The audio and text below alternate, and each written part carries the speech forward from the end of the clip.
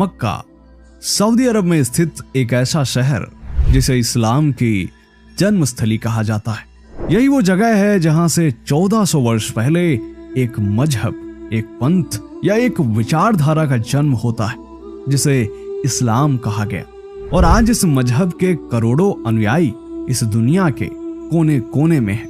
इस बात में किसी को जरा भी संदेह नहीं कि इस्लाम मजहब मात्र 1400 वर्ष पुराना ही है, बल्कि मुस्लिम भी यही मानते हैं। लेकिन यहीं पर एक बड़ा प्रश्न चिन्ह खड़ा होता है, जो कि यकीनन इस मजहब को मानने वालों के अंदर भी उठता होगा कि आखिर जिस अरब की भूमि से इस्लाम का जन्म हुआ, इस्लाम के पहले वहां किस सभ्यता या मत को मानने वाले लोग रहते थे।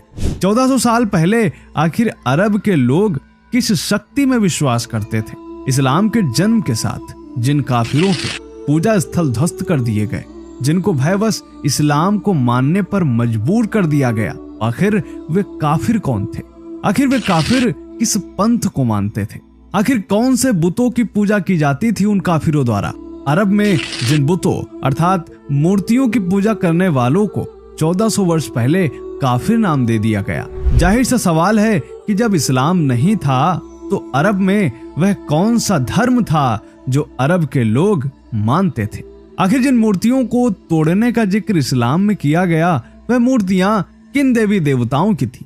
ये ऐसे सवाल हैं जिनका जवाब इस्लामी विद्वान भी देने से कतराते हैं। वहीं जब दुनिया के सबसे प्राचीन धर्म के अनुयायी मक्केश्वर महादेव से संबंधित प्रमाणों का जिक्र करते हैं, तो ये तथाकथित इस्लामिक विद्वान और कुछ सेकुलर हिंदू इसका मजाक उड़ाते हैं। जबकि हिंदू सनातन सभ्यता की 2000 ईसा पूर्व से लेकर 3000 ईसा पूर्व तक की पुरानी मूर्तियां भारत के अलावा अन्य देशों में मिल चुकी हैं, जिनमें से कई मुस्लिम देश भी हैं। यानी हिंदू धर्म इस्लाम के जन्म से हजारों साल पहले से इस दुनिया के कोने कोने में फैला था। तो जब हिंदू धर्म इस्लाम के जन्म से हजारों साल पहले से इस दुनिया के कोने कोने में फैला था, तो अरब में हिंदू संस्कृति की बात को ये इस्लामी विद्वान क्यों नकारते हैं? आखिर मक्केश्वर महादेव की बात को कैसे नकारा जा सकता है? क्या है वो हिंदू प्रमाण जो अरब के कोने कोने में बिखरे? क्या है काबा के उस शिवलिंग का रहस्य जिसने विदेशी इतिहासकारों को भी हैरानी में डाल दिया था? कौन से हैं ऐसे प्रमाण जो इस्लामी विद्वानों ने सदियों तक दुनिया से छिपाए? क्या है मक्केश्वर महादेव के वो प्रमाण जिन्हें देख आप भी चौंक उठेंगे? आखिर अब कैसे अरब की धरती से काबा का असली इतिहास जमीन फाड़ कर बाहर आ रहा है? आज मैं कोई हवाई बात नहीं करने वाला। बात होगी उन जिंदा प्रमाणों पर जो मक्का में इस्लाम से पहले उस समृद्ध हिंदू संस्कृति की गवाही देते हैं, जिसके सबूत आज भी मक्का की धरती में दफन है। यकीन मानिए ये वीडियो उन सेकुलर हिंदुओं की भी आंखें खोल देगा जो अपने धर्म के इतिहास पर सवाल खड़े करते हैं। आज मैं आपको एक दो नहीं बल्कि कई ऐसे स्पष्ट सबूत दिखाने वाला हूं जिसके बाद आपके मन में मक्केश्वर महादेव से संबंधित एक भी सवाल नहीं बचेगा। बस वीडियो अंत तक देखिएगा। तो कमेंट में हर हर महादेव के साथ शुरू करते हैं आज का वीडियो। स्वागत है आप सभी का द साइंटिफिक हिंदू पर और मैं हूं आपके साथ आपका दोस्त धीरेन्द्र। अभी कुछ समय पहले इस्लाम के गढ़ सऊदी अरब की राजधानी रियाद में हुई खुदाई में 8000 साल पुराना मंदिर और यज्ञ वेदी मिली। इसके अलावा यहाँ ऐसे अवशेष भी मिले जिन पर देवी देवताओं के चित्र उकेरे गए थे। यह जानकारी सामने आने के बाद यह तो कंफर्म हो ही गया कि सऊदी अरब का मूर्ति पूजा से पुराना रिश्ता रहा है। खैर, सबसे पहले आप यह वीडियो देखिए जो कि प्रसिद्ध गणितज्ञ और विद्वान तथा शंकराचार्य स्वामी निश्चलानंद सरस्वती जी का है, जिन्होंने वेद और शास्त्रों के अध्ययन करने के पश्चात मक्का पर ये बोला है। शिव पुराण पर एक विशेषांक है गीता प्रेस से प्रकाशित, उसमें जम्मूकेश्वर मक्केश्वर महादेव का वर्णन है और विधर्मियों के हाथ में वह है। वहाँ के पुजारी जैसे वैद्यनाथ धाम आदि में पुजारी का वेश होता है, उसी वेश में होते हैं, लेकिन होते मुसलमान, लेकिन वेशभूषा जैसा होना चाहिए ब्राह्मणों का वैसा ही होता है। तो उनके नियंत्रण में आजकल है जम्मूकेश्वर और कौन मक्केश्वर।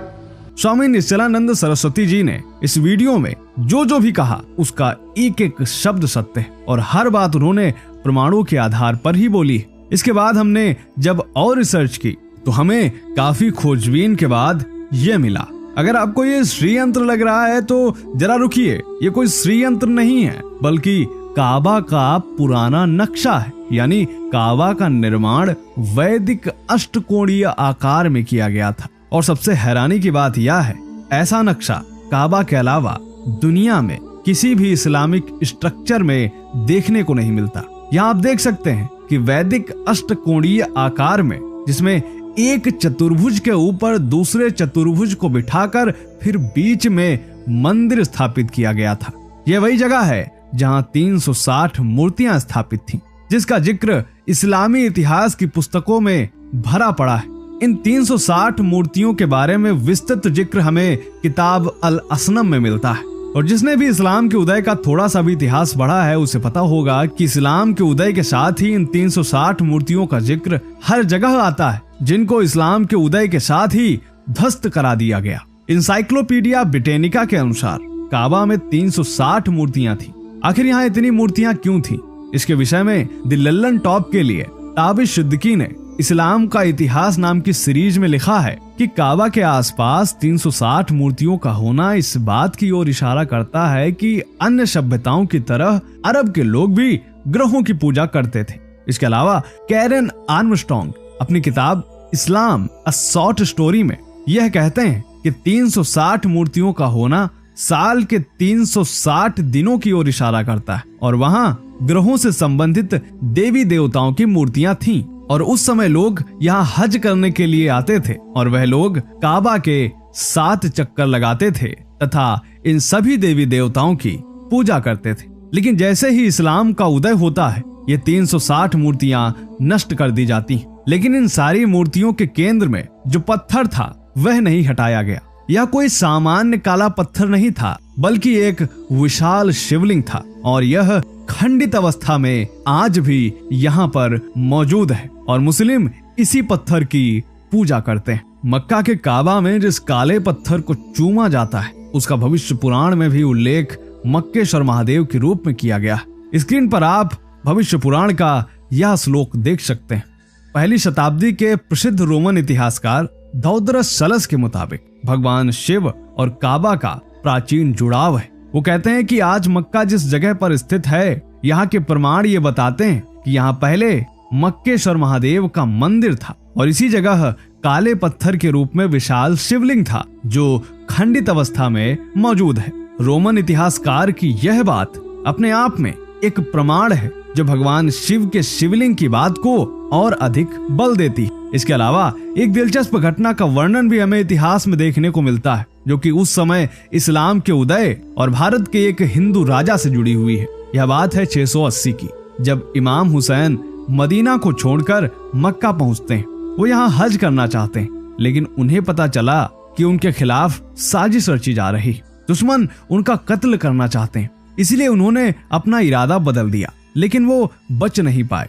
उन्हें दुश्मनों की फौज ने करबला लाकर शहीद कर दिया। इमाम हुसैन और भारत के एक ब्राह्मण हिंदू राजा राहिब दत्त की गहरी दोस्ती थी। कहा जाता है कि राहिब दत्त के कोई औलाद नहीं थी, इसीलिए राहिब दत्त ने इमाम हुसैन से कहा कि आप ईश्वर से मेरे पिता बनने की दुआ करें। कहा जाता है कि इमाम हुसैन इसके बाद काबा आते हैं और वे राहिब दत्त के लिए प्रार्थना करते हैं और कुछ ही सालों बाद में राहिब दत्त 7 लड़कों के पिता बनते हैं। जब राहिब दत्त को इमाम हुसैन के बारे में यह जानकारी मिलती है तो वो भी भारत से मक्का पहुंच जाते हैं, लेकिन वह भी अपने 72 अनुयायियों और 7 बेटों के साथ करबला की जंग में शहीद हो जाते हैं और इनको इतिहास में हुसैनी ब्राह्मणों के नाम से जाना गया। दिग्गज फिल्म अभिनेता सुनील दत्त भी हुसैनी ब्राह्मणों के वंशज रहे हैं और इतिहास में यह भी वर्णन मिलता है कि मक्का में दत्त ब्राह्मणों की एक कॉलोनी भी रही है। इसके अलावा अगर हम बात करें कथाओं की तो सऊदी अरब के पास ही एक यमन नामक राज्य है जिसका उल्लेख श्रीमद् भागवत में मिलता है, जब श्री कृष्ण ने काल यमन नामक राक्षस का वध किया था और यह यमन राज्य उसी द्वीप पर स्थित है दोस्तों असली बात तो यह है कि जिस पत्थर को चूमने के लिए मुसलमान मक्का जाते हैं वह हकीकत में शिवलिंग है, और यही कारण है कि किसी भी गैर मुस्लिम को मक्का में जाना मना है। आखिर वहाँ ऐसा क्या है कि मुस्लिम इसे छिपाने की कोशिश कर रहे हैं? अगर ऐसा नहीं होता तो हिंदुओं का वहाँ जाना मना क्यों है? शायद इसलिए भी कि यदि वहाँ पर किसी भी प्रकार के हिंदू देवी देवताओं से संबंधित प्रमाण दुनिया के सामने आ जाते हैं तो बहुत बड़ा दंगा हो सकता है। इसीलिए अरब सरकार ने बेहद सख्त निर्देश दिया हुआ है कि यहाँ कोई भी परिस्थितियां हों लेकिन गैर मुस्लिम प्रवेश नहीं करना चाहिए। ऐसा कई बार हो भी चुका है कि कोई हिंदू या कोई गैर मुस्लिम मुसलमान बनकर मक्का में प्रवेश करने की कोशिश करता है, लेकिन वह सफल नहीं हो पाया और पकड़े जाने पर उसको दंड भी दिया गया है। इतिहास गवाह है कि जहां मक्का और मदीना की बात की जाती है तो सिर्फ मक्का मदीना ही नहीं बल्कि पूरे अरब पर सम्राट विक्रमादित्य जैसे कई हिंदू राजाओं का शासन रहा है। पर फिर यह भी सवाल उठता है कि अचानक अरब का हिंदू कहां गायब हो गया? इसका उत्तर इस बात में है कि जिस प्रकार हिंदुस्तान में इस्लामिक राजाओं ने कब्जा करके शासन करके हजारों मंदिरों को जमींदोज कर दिया, लाखों हिंदुओं के परिवारों को इस तरह समाप्त कर दिया कि जैसे उनका कभी जन्म ही ना हुआ हो, ठीक उसी तरह मक्का मदीना में भी तलवार की धार से शासन किया गया। हजारों मूर्तियां तोड़ दी गईं और उन मूर्तियों की पूजा करने वाले अनगिनत लोगों की निर्मम हत्या कर दी गई।